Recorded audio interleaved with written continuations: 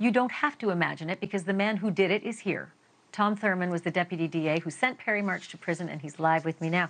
Tom, thanks for being a guest on the program. Do you have any thoughts on this case in Los Angeles of Ashleigh Haskell and the parents who are missing? Do you think they have a shot at getting a conviction without two bodies and with only a partial third body? I think definitely they do. Sounds like they've got a lot of evidence. They'll have a lot better advantage than we did because we didn't really have a crime scene for a long period of time. Sounds like they've got blood evidence, which I assume they may match to the missing victims.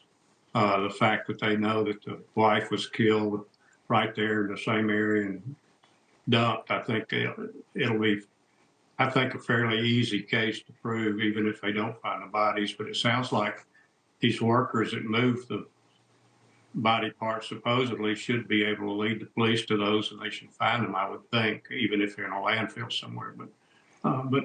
They tried.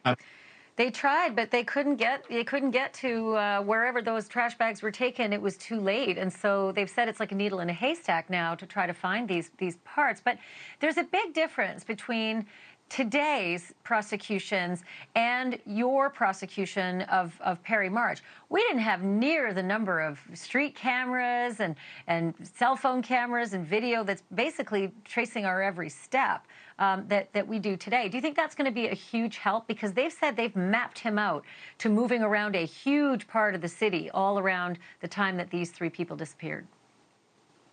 Yes, I think it'll be a huge help to the police and the prosecutors. As many cameras as they have in the LA area, I'm sure they'll be able to find some of his movements on there and might even lead them to where the bodies are buried.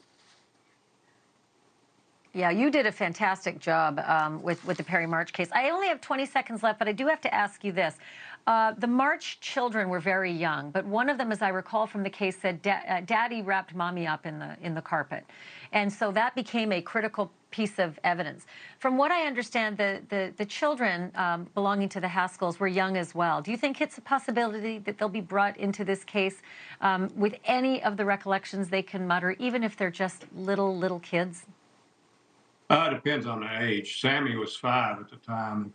That he did not say he saw his mother wrapped up in a rug. That was a police officer that theorized on that kind of got out a rumor that wasn't true.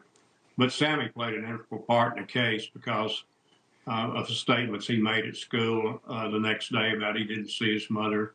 She didn't tell him goodbye. And then he had been coerced into a statement in Mexico by his dad that he did see her and he waved at her and all kinds of stuff. So that was a big part of it. Sammy was. Yeah, kids are always a tricky part of it. They can be helpful, but they can also be, very easily a cross-examinable issue. So good to have you. Thank you so much, Tom Thurman. It's good to see you again, and congratulations on getting that incredible conviction. Thank you. Thank you for watching. Go to newsnationnow.com to find NewsNation on your television provider, and don't forget to click the red subscribe button below to get more of NewsNation's fact-driven, unbiased coverage.